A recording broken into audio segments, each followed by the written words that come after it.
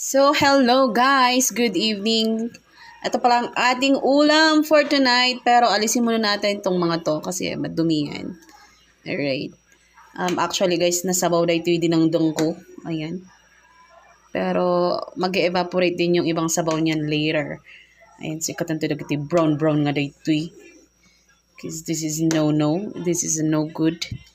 Okay. So, nilagyan ko pala siya guys ng bagoong. Alright. So, yung mga agdin-dinangdong dita. Ayan. So, check nyo later guys yung itsura ng ating niluluto.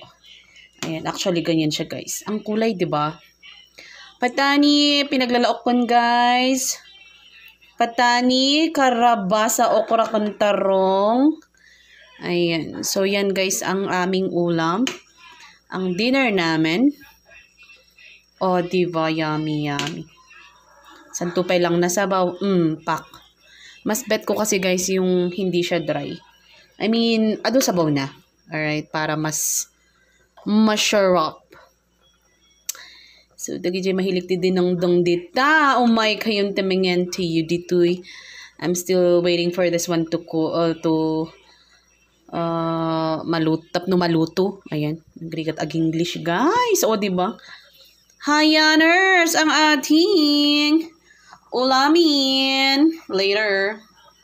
Yummy. Alright guys, thank you for watching. Happy dinner sa inyo.